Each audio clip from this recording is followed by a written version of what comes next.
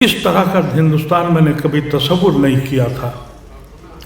सारी इंस्टीट्यूशन छिन गई, इलेक्शन कमीशन नाम की कोई चीज़ नहीं रही। हम यहाँ कभी भाइयों की तरह रहते थे, फिर ये आलम हुआ कि हम यहाँ दुश्मनों की तरह रहने लगे। हमारा प्राइम मिनिस्टर हमको घुसपैठिए के नाम से जानने लगा कि जो सेक्युलर पार्टियाँ थीं वो दूर से देखती रहीं, हम खुले आसमान में बर्बाद होते रहे। 70 साल के बाद हर लम्हे हमको ये कहना पड़ा हम देशद्रोही नहीं हैं। लखनऊ में मुसलमानों की पूरी एक बस्ती जला दी गई, चुप्पी है। अलीगढ़ में एक शख्स को लिंच कर दिया गया, खामोशी है। हमारा अगला अमल क्या होगा? जब आपके पास पावर नहीं थी तो आपने चुप्पी अख्तियार कर ली थी, अब तो कुव्वत आ गई है, अब भी क्यों चुप हैं आप?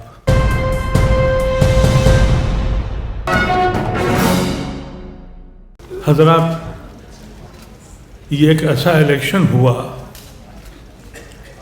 जो मैंने कभी नहीं देखा। जीतने वाले भी खुश और हारने वाले भी खुश। रूलिंग अलायंस भी खुश है और वो अलायंस जिसने कॉन्स्टिट्यूशन को बचाने का अहद किया वो भी खुश है। वो खुश इसलिए है कि उसने जालिम के हाथ को रोकने की कोशिश की है। वो खुश इसलिए है कि उसने हिंदुस्तान को मज़ीद बर्बाद होने से रोका है। वो खुश इसलिए है कि हिंदुस्तान में एक किरण जागी है। और वो अलायंस जो आज हाकिम वक्त है वो इसलिए खुश है कि 10 साल में जो उसने मजालिम किए हैं, जो बेईमानियाँ की हैं, जो करप्शन किए हैं, उसका हिसाब देने के लिए कुछ टाइम उनको मिल गया है। ये ऐसा इलेक्शन हुआ है। इस इलेक्शन से पहले इन 10 साल में जो कुछ हुआ मैंने अपनी ज़िंदगी में नहीं देखा। मैं पिछले 50 साल से सियासी गलियारों में घूमता हूँ और 60 साल से सियासत का शौक़ रखता हूँ जब मैं अलीगढ़ यूनिवर्सिटी का सदर बना था। लेकिन इस तरह का हिंदुस्तान मैंने कभी तसव्वुर नहीं किया था। सारी इंस्टीट्यूशन छिन गई, इलेक्शन कमीशन नाम की कोई चीज़ नहीं रही। लेकिन हम पे क्या गुजरी पिछले 10 साल में, हम पे जो गुजरी उसको बयान नहीं कर सकते। जिन लोगों ने इस मुल्क के लिए अपने को ऑप्ट किया था उन्होंने भी कभी नहीं सोचा था कि इस मुल्क में मुसलमान इस तरह से पहचाना जाएगा। हम यहाँ कभी भाइयों की तरह रहते थे, फिर ये आलम हुआ कि हम यहाँ दुश्मनों की तरह रहने लगे। हमारा प्राइम मिनिस्टर हमको घुसपैठिए के नाम से जानने लगा। हमारे घरों पे बुलडोज़र चले, हमारे बच्चे शहीद किए गए, हमारे बच्चों को जेलों में डाला गया। अफसोस और दर अफसोस ये रहा कि जो सेक्युलर पार्टियां थीं वो दूर से देखती रहीं, हम खुले आसमान में बर्बाद होते रहे। हम ये कहने की कोशिश करते रहे कि हमारा जुर्म क्या है। ये जुर्म है हमारा कि हमने जिना को छोड़ दिया। ये गुनाह है हमारा कि हमने मौलाना आज़ाद और नेहरू और गांधी को मान लिया। 70 साल के बाद हर लम्हे हमको ये कहना पड़ा हम देशद्रोही नहीं हैं, हम इस मुल्क के सच्चे खादिम हैं। इसीलिए IMCR ने ये कोशिश करी कि किसी सूरत से आइन को बचाया जाए, क्योंकि कॉन्स्टिट्यूशन वो है जिससे हमारा इस मुल्क बुनियाद है, हमारा हिस्सा है। हम साझी विरासत के मानने वाले लोग हैं। लेकिन जब अलायंस हुआ, इलेक्शन हुआ संविधान बचाने का और संविधान तोड़ने का, तो हम पूरी कौम ने पहली बार सन 92 के बाद मुसलमान का रवैया ये था निगेटिव वोटिंग करता था कि कभी मायावती के साथ मिल जाओ तो बीजेपी को हरा दें, कभी अखिलेश के साथ मिल जाओ तो हरा दें, कभी एक्स के साथ मिल जाओ तो बीजेपी को हरा दें। इस बार उसने फैसला किया कि हम सिर्फ उनके साथ रहेंगे जिन्होंने कानून को, आइन को बचाने की बात करी। हमको सबसे कम सीटें दी गई। हमारे मुस्लिम इलाकों में बड़े बड़े लीडरों को उनको टिकट नहीं दिए गए, लेकिन हमने परवाह नहीं की। हमने न बिरादरी की परवाह की, न मसलक की परवाह की। पूरी कुव्वत के साथ से इस हिंदुस्तान को दोबारा आज़ाद करने के लिए कोशिश करी। आज इतनी कुव्वत ज़रूर आ गई कि अलायंस के पास कुव्वत आ गई है। हम आज सिर्फ ये पूछने के लिए आए हैं आपसे, हमारा अगला अमल क्या होगा। जब आपके पास पावर नहीं थी तो आपने चुप्पी अख्तियार कर ली थी, अब तो कुव्वत आ गई है, अब भी क्यों चुप हैं आप।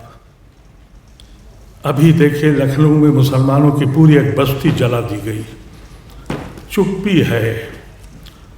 अलीगढ़ में एक शख्स को लिंच कर दिया गया, खामोशी है।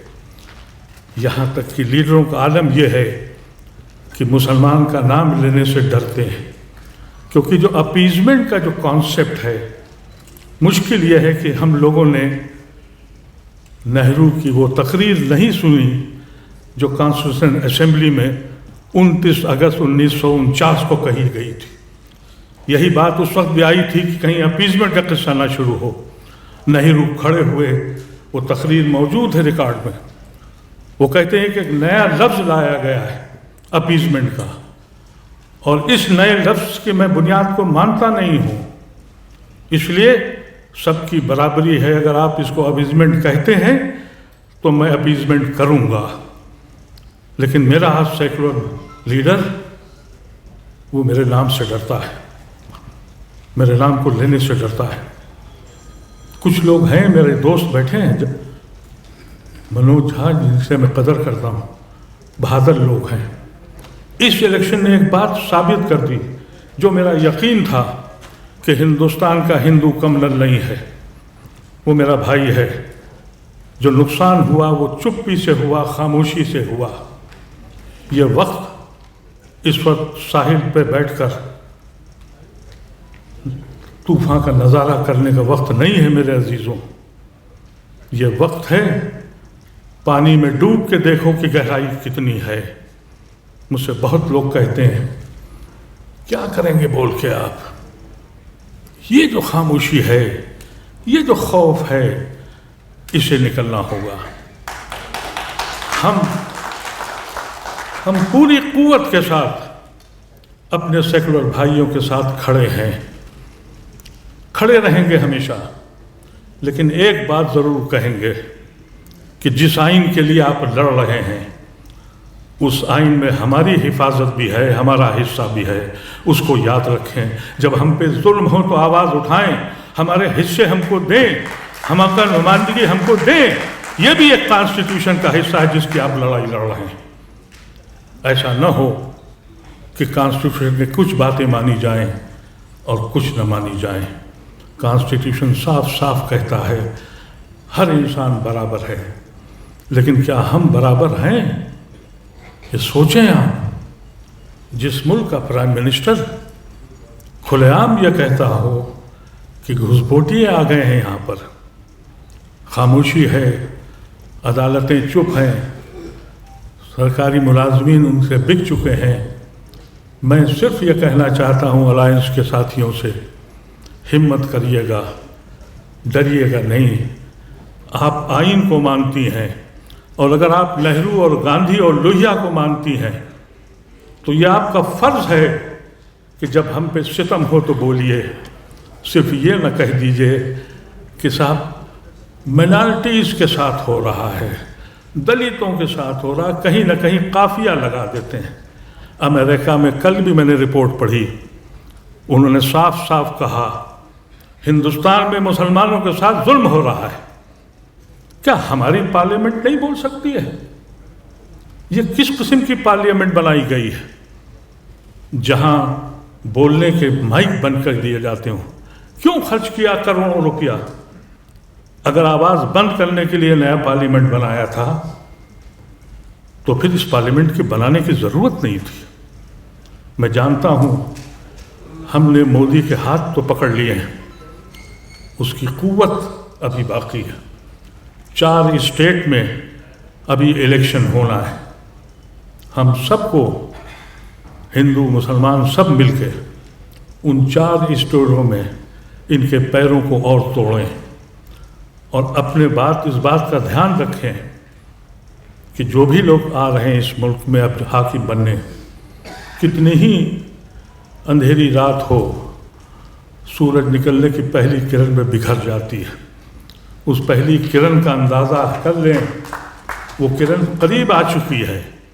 ये अंधेरी रात लम्हे में ख़त्म हो जाएगी, लेकिन अज़्म करें, अमल करें।